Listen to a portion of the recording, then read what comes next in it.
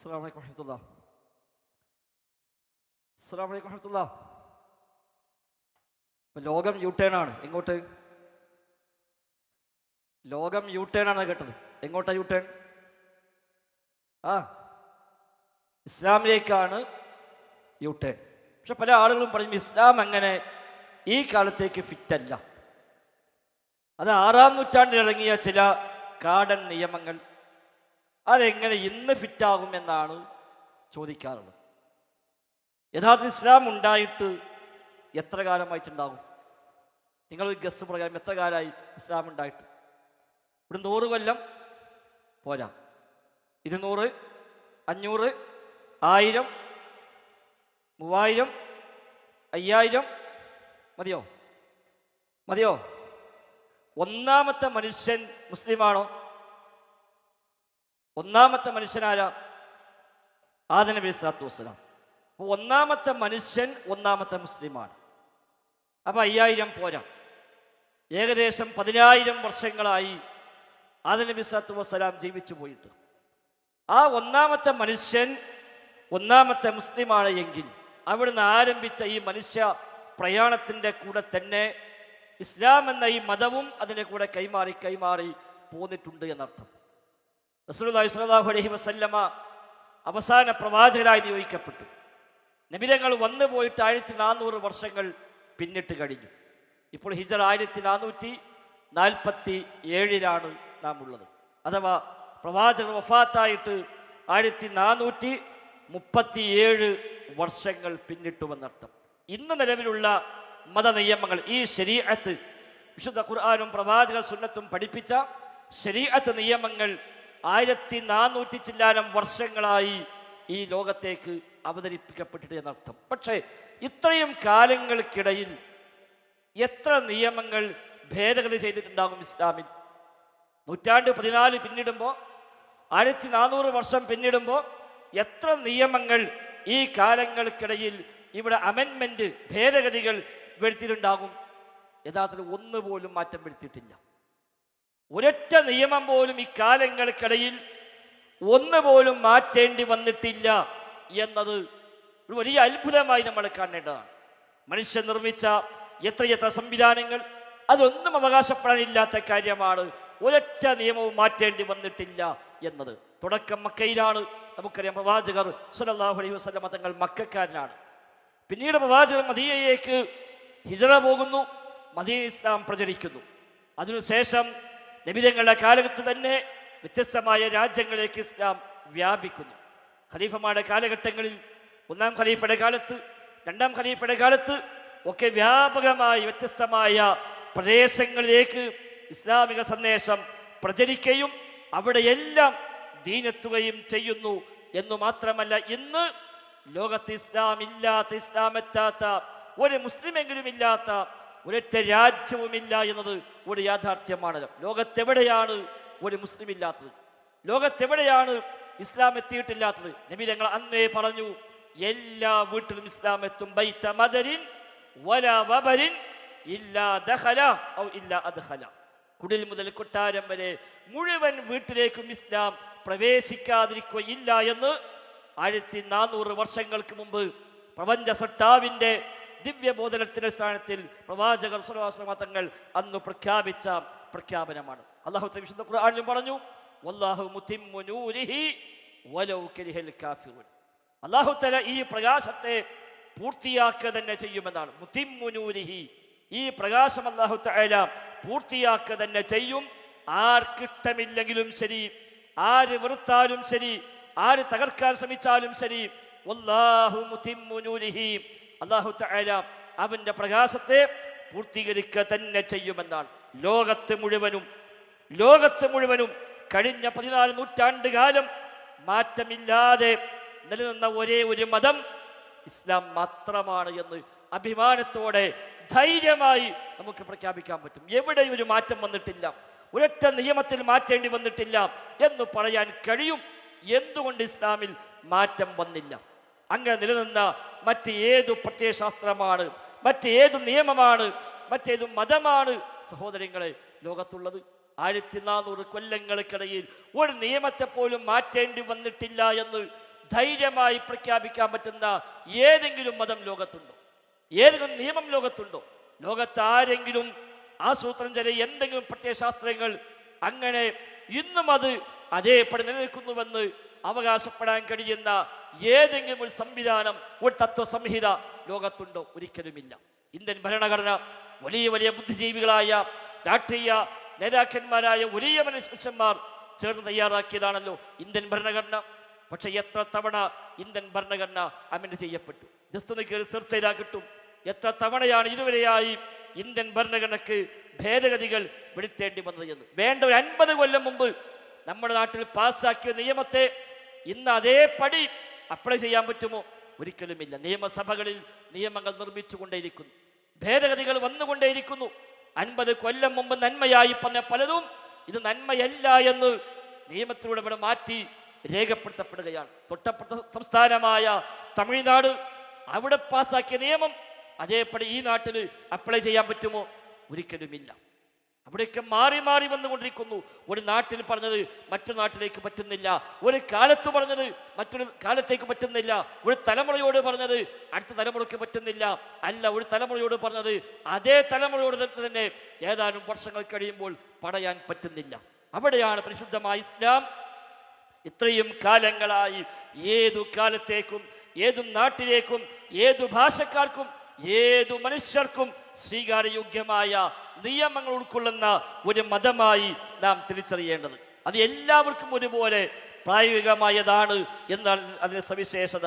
അത് വിദ്യാസമ്പന്നന്മാർക്ക് പറ്റും, അക്ഷരജ്ഞാനം പോലും ഇല്ലാത്ത ഏതു സാധാരണക്കാരും ജീവിതത്തിൽ പാലിക്കാൻ പറ്റാവുന്ന നിയമങ്ങളാണ് ഇസ്ലാമിലുള്ളത്. ധനികനും ദരിദ്രർക്കും, അടിമകൾക്കും ഉടമകൾക്കും, ആണിനും പെണ്ണിനും, ചെറിയവർക്കും വലിയവർക്കും തുടങ്ങി ഏതു മനുഷ്യന്മാർക്കും പ്രയോഗിക്കാൻ പറ്റാവുന്ന നിയമങ്ങളാണ് ഇസ്ലാമിലുള്ളത്. അത് കേവലം ഒരു അവകാശവാദമല്ല. കഴിഞ്ഞ 1400 വർഷങ്ങളായി ഈ ദീന് പരിപൂർണമായും ജീവിതത്തിൽ പാലിച്ച് അത് ജീവിതത്തിൽ അപ്ലൈ ചെയ്ത് ഇവിടെ കാണിച്ച തലമുറകളുണ്ട്. ലോകവ്യാപകമായി തന്നെ അത് അപ്ലൈ ചെയ്ത് വിജയിച്ചു കഴിഞ്ഞു. ഇന്നും കാണാം ലോകത്ത് ഈ മതം പൂർണ്ണമായും ജീവിതത്തിൽ പാലിക്കുന്ന എത്ര കോടി മനുഷ്യന്മാർ എല്ലാ തലമുറയിലും ഉണ്ടായി. ഇന്നും അതുണ്ട് എന്നുള്ളത് തന്നെ ഇതിനേറ്റവും വലിയ അത്ഭുതമായി നമുക്ക് മനസ്സിലാക്കാൻ കഴിയും. മനുഷ്യനിർമ്മിതമായ മുഴുവൻ തത്വശാസ്ത്രങ്ങളും തകർന്നടിഞ്ഞു പോകുമ്പോൾ നിയമങ്ങളെ മാറ്റി അവരുടെ കാഴ്ചപ്പാടുകൾ മാറ്റി പുതിയ തലങ്ങളിലേക്ക് അവർ മാറാൻ നിർബന്ധരായി മാറുമ്പോഴാണ് ഡോക്യുമെന്ററി കണ്ട തൊട്ടുമുമ്പ് സംസാരിച്ച അബ്ദുൽ അബ്ബാസിന് പറഞ്ഞ ഉദാഹരണങ്ങൾ ഓരോന്നും നമ്മുടെ മനസ്സിലൂടെ വീണ്ടും കടന്നു പോകേണ്ടത്. അവിടെയൊക്കെ പരിഹാരമല്ലെന്ന് മനസ്സിലാക്കി ഇസ്ലാമിൻ്റെ കാഴ്ചപ്പാടിലേക്കാണ് എല്ലാവരും യൂട്ടേൺ അടിക്കുന്നത്. ലോകം യൂട്ടേൺ അടിക്കുകയാണ്. പറഞ്ഞുവല്ലോ ഒരുപാട് ഉദാഹരണങ്ങൾ. സന്താന നിയന്ത്രണം പറഞ്ഞു. എല്ലാവരും അത് പരിഹാര മാർഗമായി കണ്ടപ്പോൾ ഇസ്ലാമിൻ്റെ കാഴ്ചപ്പാട് ചെയ്യാൻ പാടില്ല എന്നായിരുന്നുവല്ലോ. വലാ തഖ്തുലു ഔലാദകും ഖശ്യത ഇംലാഖ്. ഡോക്യുമെന്ററി കേട്ടു നമ്മൾ ആ വചനം. കൊല്ലാൻ പാടില്ല, ദാരിദ്ര്യം ഭയന്ന് നിങ്ങൾ മക്കളെ കൊല്ലരുത് എന്നത് ഇസ്ലാം വെച്ച കാഴ്ചപ്പാടാണ്. എന്ന് മാത്രമല്ല മക്കൾ ഉണ്ടാകട്ടെ എന്നാണ്. പ്രസവിക്കുന്ന സ്ത്രീകളെ വിവാഹം കഴിക്കാനാണ് ഇസ്ലാം പ്രോത്സാഹനം നൽകിയത്. പക്ഷേ സന്താന നിയന്ത്രണം ഔദ്യോഗിക ആശയമായി സ്വീകരിച്ച രാജ്യങ്ങളൊക്കെ യൂട്ടനടിക്കുന്നുവെന്നാണല്ലോ ഈ ഡോക്യുമെന്റിലൂടെ നമ്മൾ കണ്ടത്.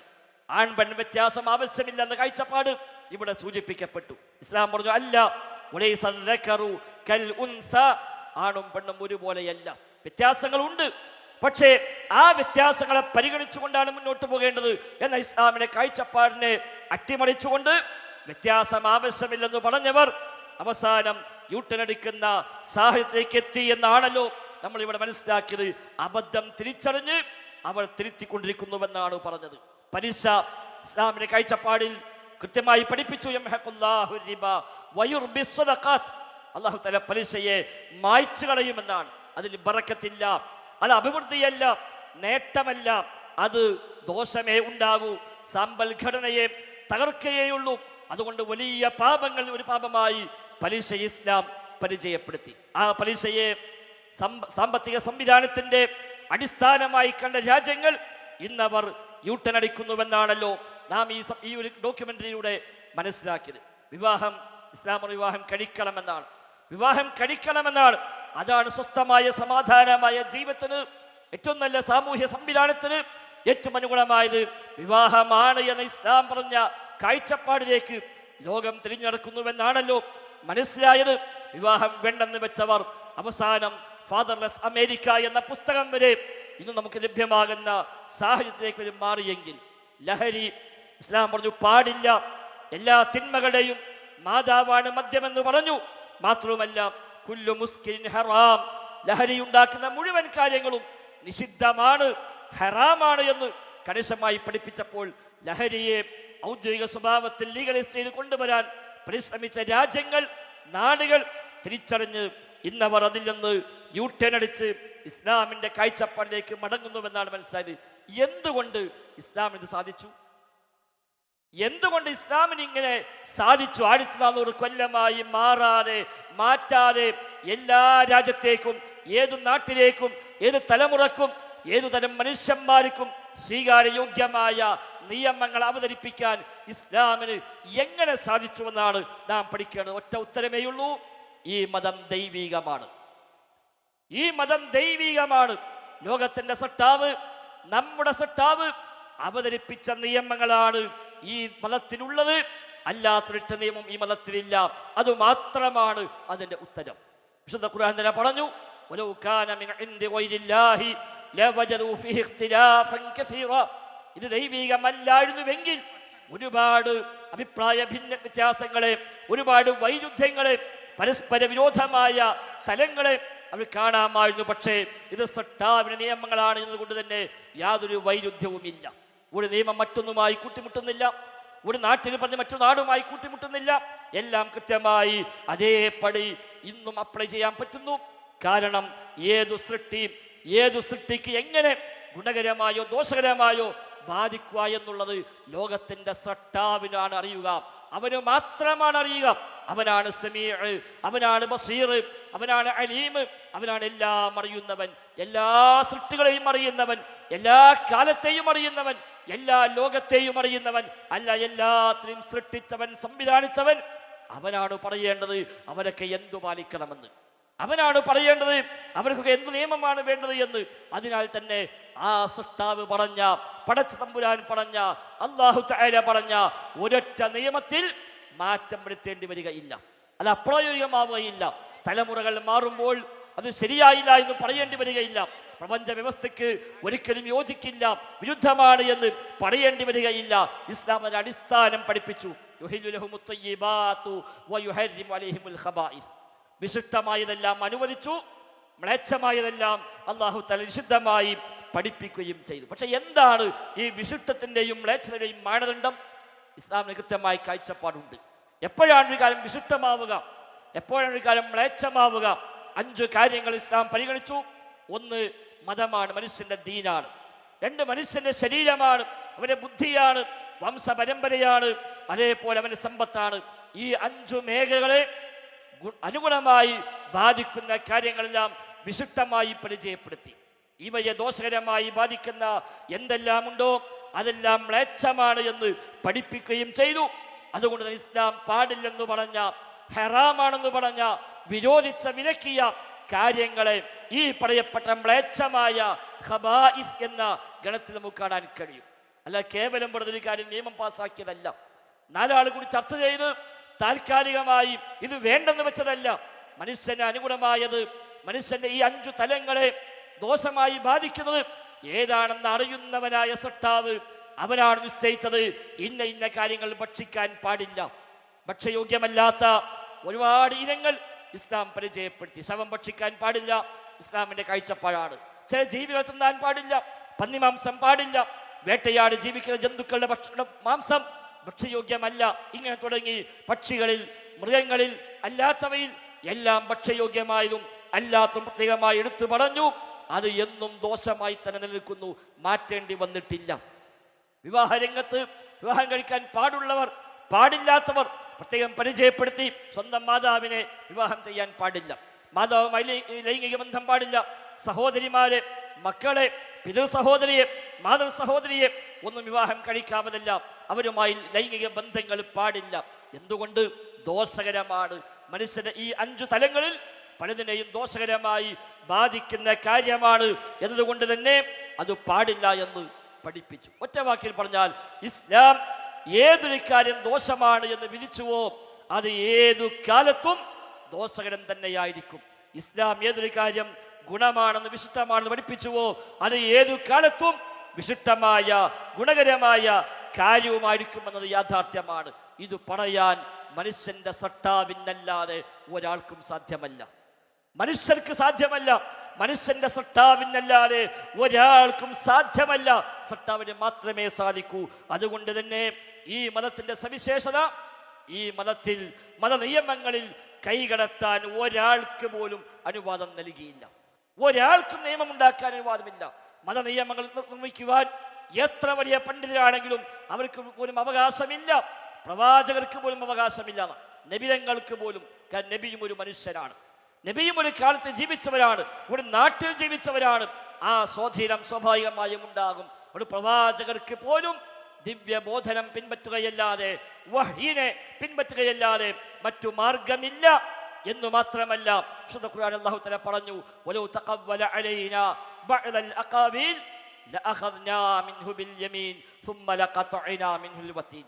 പ്രവാചകരെങ്ങാനും ചില വാക്കുകൾ സ്വന്തമായി ഉണ്ടാക്കി പറഞ്ഞാൽ, അല്ലാഹു തആല വഹീ നൽകാതെ അള്ളാഹിന്റെ പേരിൽ സ്വന്തമായി ഉണ്ടാക്കി പറഞ്ഞാൽ ആ പ്രവാചകരുടെ ജീവനാഡിയെ മുറിച്ചു കളയുമെന്നാണ് അല്ലാഹു തആല വിശുദ്ധ ഖുർആൻ സൂറത്തുൽ ഹഖയിൽ 44 മുതൽ 48 വരെയുള്ള ആയത്തുകളിൽ അല്ലാഹു തആല പഠിപ്പിച്ചത്. അതാണ് മതത്തിന്റെ ഗൗരവം.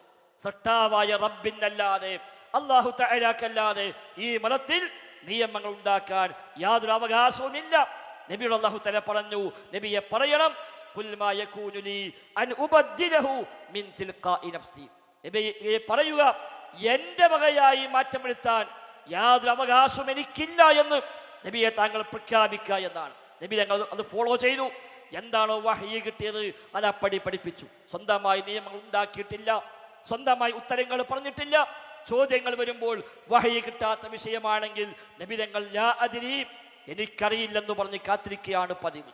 അബൂബക്കർ സിദ്ദീഖ് റളിയല്ലാഹു അൻഹു അദ്ദേഹത്തിന്റെ ജീവിതത്തിൽ പല വിഷയങ്ങളിൽ കാണാം കൃത്യമായി ബോധ്യമില്ലാത്ത കാര്യം പറയാൻ ധൈര്യപ്പെടാതിരിക്കുകയും, അയ്യു സമാഇൻ തുദില്ലുനി, ഏതാകാശമാണ് എനിക്ക് കാവൽ നൽകുക, അള്ളാഹുവിന്റെ പേരിൽ എനിക്കറിയാത്തത് ഞാൻ പറഞ്ഞാൽ.